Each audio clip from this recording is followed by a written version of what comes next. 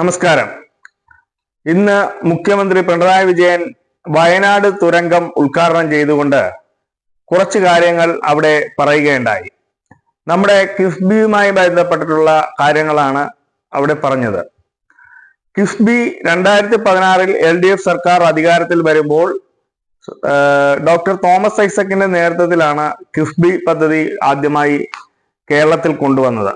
ആ കിഫ്ബി പദ്ധതി കൊണ്ടുവന്നപ്പോൾ പ്രതിപക്ഷം വളരെ ശക്തമായി എതിർക്കുകയും ഈ പദ്ധതി ഇവിടെ കേരളത്തിൽ നടപ്പിലാക്കാൻ പറ്റില്ല എന്നുള്ള രീതിയിൽ മാധ്യമങ്ങളും ഏറ്റെടുത്തുകൊണ്ട് വലിയ രീതിയിലുള്ള പ്രചാരണങ്ങൾ സംഘടിപ്പിക്കുകയുണ്ടായി. എന്നാൽ കേരളത്തിന്റെ അടിസ്ഥാന സൗകര്യ വികസനത്തിൽ കിഫ്ബി വഹിച്ച പങ്ക് വളരെ വലുതാണ്. അത് ഇവിടുത്തെ റോഡുകളുടെ കാര്യത്തിലാണെങ്കിലും പാലങ്ങളുടെ കാര്യത്തിലാണെങ്കിലും അതുപോലെ തന്നെ സ്കൂളുകളും ആശുപത്രി കെട്ടിടങ്ങൾ ഉൾപ്പെടെയുള്ള അടിസ്ഥാന സൗകര്യ വികസനത്തിന്റെ കാര്യത്തിൽ ഈ കിഫ്ബി വഹിച്ച പങ്ക് വളരെ വലുതാണ്. നമ്മൾക്ക് 2016 മുമ്പുള്ള ഒരു കേരളവുമായി താരതമ്യം ചെയ്യുമ്പോഴാണ് ഇതൊക്കെ ഏറ്റവും വളരെ വലുതായി തോന്നുന്നത്. ആ സമയത്ത് 2016 മുമ്പുള്ള കാലഘട്ടവും അതിനുശേഷം 2016 LDF സർക്കാർ വന്നതിന് ശേഷമുള്ള കാലഘട്ടം രണ്ടും കൂടി താരതമ്യം ചെയ്യുമ്പോഴാണ് ഇതിന്റെ വ്യാപ്തി നമുക്ക് മനസ്സിലാവുന്നത്. എന്തായാലും കേരളത്തിലെ ഓരോ അടിസ്ഥാന സൗകര്യ വികസനത്തിന്റെ പദ്ധതികളിൽ ഏറ്റവും നിർണായകമായിട്ടുള്ള പങ്ക് വഹിച്ചിട്ടുള്ള ഒരു പദ്ധതിയാണ് കിഫ്ബി പദ്ധതി. ആ കിഫ്ബി പദ്ധതിയിലൂടെയാണ് നമ്മൾ നാഷണൽ ഹൈവേ ആണെങ്കിലും ഇവിടുത്തെ റോഡുകളുടെ കാര്യത്തിലാണെങ്കിലും ആശുപത്രി കെട്ടിടം ഓരോന്നും നമുക്ക് വ്യക്തമായിട്ട് നല്ല ഈ ജനങ്ങൾക്കാകെ ബോധ്യപ്പെടുത്തുന്ന രീതിയിലാണ് ഇതിന്റെ എല്ലാം പ്രവർത്തനങ്ങളെല്ലാം നടക്കുന്നത്. നമുക്കറിയാം, നാഷണൽ ഹൈവേയുടെ കാര്യത്തിൽ ഇന്ത്യയിൽ ഒരു സംസ്ഥാനത്തും അങ്ങോട്ട് അതിന്റെ വിഹിതം കൊടുത്തുകൊണ്ട് നാഷണൽ ഹൈവേയുടെ വികസന പദ്ധതിയിൽ പൈസ കൊടുത്തുകൊണ്ട് ഒരു സ്റ്റേറ്റും ആ പദ്ധതി നടപ്പിലാക്കിയിട്ടില്ല. എന്നാൽ കേരളത്തിൽ നാഷണൽ ഹൈവേ പദ്ധതി നടപ്പിലാക്കണമെങ്കിൽ നമ്മൾ 25% പൈസ കേന്ദ്രത്തിലേക്ക് അടക്കണമെന്ന് നിർബന്ധം പിടിച്ചതോടുകൂടിയാണ് നമുക്ക് ഈ വികസന പദ്ധതി നടപ്പിലാക്കിയേ പറ്റൂ എന്ന ദൃഢനിശ്ചയത്തിന്റെ പുറത്ത് ഏകദേശം 5000 കോടി രൂപ 5000-ഓളം കോടി രൂപ കേന്ദ്രത്തിലേക്ക് അടച്ചതിന്റെ ഫലമായിട്ടാണ് ഇപ്പോൾ നാഷണൽ ഹൈവേ അതിന്റെ പണി ഇപ്പോൾ പുരോഗമിക്കുന്നത്. അതുപോലെ തന്നെയാണ് ഇവിടുത്തെ അടിസ്ഥാന സൗകര്യ വികസനത്തിന്റെ ഓരോ കെട്ടിടങ്ങളുടെയും സ്കൂളുകളുടേതായാലും അതുപോലെ തന്നെ ആശുപത്രി കെട്ടിടത്തിൻ്റെതായാലും ഇവിടുത്തെ റോഡുകളുടെ കാര്യത്തിലാണെങ്കിലും എല്ലാം തന്നെ കിഫ്ബി പദ്ധതിയുടെ ഒരു വിഹിതം അതിൻ്റെ അകത്ത് കൃത്യമായി കൊടുത്തുകൊണ്ടാണ് ഈ പദ്ധതികളെല്ലാം നടപ്പിലാക്കിയത്. ഇപ്പോ ഏറ്റവും അവസാനം വയനാട് തുരങ്ക പദ്ധതിയിൽ കിഫ്ബി ഫണ്ട് ഉപയോഗിച്ച് തന്നെയാണ് ആ പദ്ധതി നടപ്പിലാക്കുന്നത്. ബഹുമാനപ്പെട്ട മുഖ്യമന്ത്രി ശ്രീ പിണറായി വിജയൻ അവിടെ ഈ പദ്ധതി ഉദ്ഘാടനം ചെയ്തുകൊണ്ട് ഈ കിഫ്ബി പദ്ധതിയെ പറ്റിയും ഇതിന്റെ വികസനം കേരളത്തിൽ ഉണ്ടാക്കിയിട്ടുള്ള നേട്ടത്തെ സംബന്ധിച്ചും വളരെ വിശദമായി അദ്ദേഹം അവിടെ പറയുകയുണ്ടായി. നമുക്ക് അതിന്റെ പ്രസക്ത ഭാഗങ്ങൾ ഇവിടെ ഒന്ന് കാണാം. ഇപ്പോ അത് 90,000 കോടി രൂപയുടെ വികസന പദ്ധതികളാണ്. എവിടെ തിരിഞ്ഞെന്ന് നോക്കിയാലും അവിടെല്ലാം കിഫ്ബിയുടെ സാക്ഷ്യപത്രങ്ങൾ കാണാം.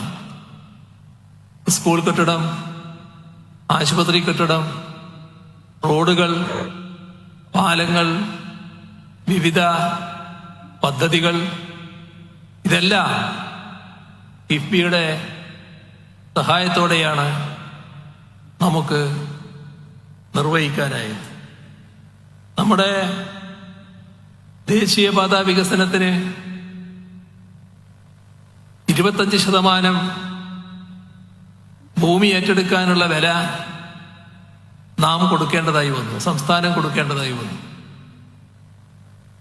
ആ 5600 കോടി രൂപ കിഫ്ബിയിൽ നിന്നാണ് നാം കണ്ടെത്തിയത്.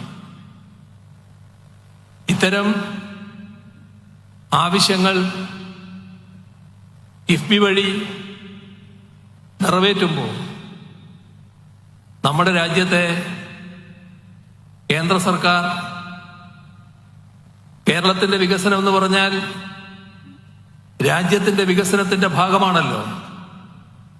സാധാരണഗതിയിൽ അതിനെ കൈയയച്ച് സഹായിക്കുകയും പിന്താങ്ങുകയുമാണ് വേണ്ടത്. പക്ഷേ നമുക്ക് അത്യന്തം വേദനാജനകമായ ദുരനുഭവമാണ് ഉണ്ടായത്. നമ്മളോട് കേന്ദ്ര സർക്കാർ പറഞ്ഞു, നിങ്ങൾ കിഫ്ബി വഴി എടുക്കുന്ന വായ്പ സംസ്ഥാനത്തിന്റെ വായ്പയായി പരിഗണിക്കും. അതിന്റെ അർത്ഥം അത്രയും വായ്പ നമുക്ക് എടുക്കാൻ കഴിയില്ല എന്നാണ്. ഇവിടെ നാം കാണേണ്ട ഒരു വസ്തുത, ഒരു നാടിന്റെ വരുമാനമെന്നത് ആ നാടുണ്ടാക്കുന്ന വരുമാനം മാത്രമല്ല.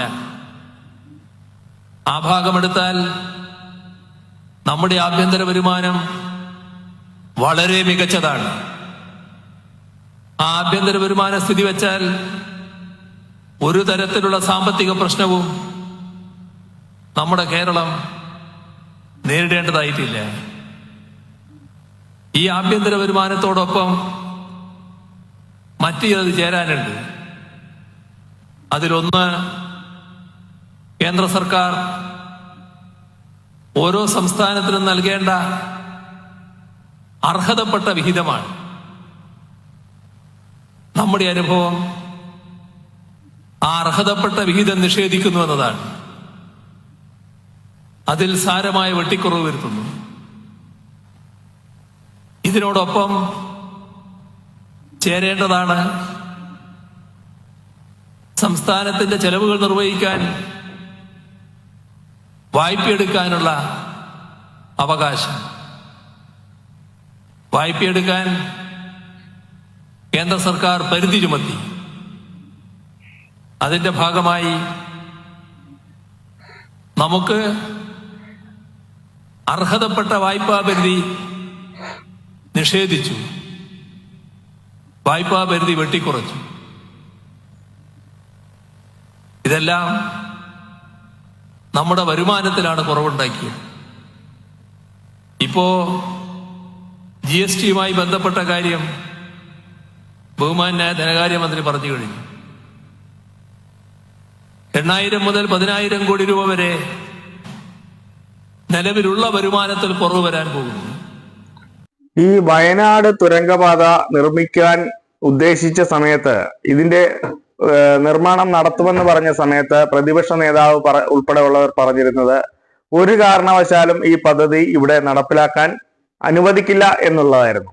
എന്നാൽ സർക്കാരിന്റെ ഇച്ഛാശക്തി മൂലം പാരിസ്ഥിതിക അനുമതി ലഭിച്ച ഉടൻ തന്നെ ഇന്ന് ഓഗസ്റ്റ് 31 തീയതിയായ ഇന്ന് ഉദ്ഘാടനം ചെയ്തിരിക്കുകയാണ്. ഇതിന്റെ ഭാഗമായിട്ടാണ് ഈ കിഫ്ബിയെ സംബന്ധിച്ചുള്ള കാര്യങ്ങൾ വിശദമായി മുഖ്യമന്ത്രി അവതരിപ്പിച്ചത്. എന്തായാലും കേരളത്തിന്റെ നിർണായകമായിട്ടുള്ള എല്ലാ വികസന പദ്ധതികളിലും കിഫ്ബി വളരെ നല്ല രീതിയിലുള്ള ഒരു പങ്ക് വഹിച്ചിട്ടുണ്ട് എന്നുള്ള കാര്യത്തിൽ യാതൊരു തർക്കവുമില്ല. പിണറായി സർക്കാർ എന്ന് പറഞ്ഞാൽ പറഞ്ഞതേ ചെയ്യൂ, ചെയ്യുന്നതേ പറയൂ. അതാണ് പിണറായി സർക്കാരിന്റെ ഇപ്പോഴത്തെ മുദ്രാവാക്യം.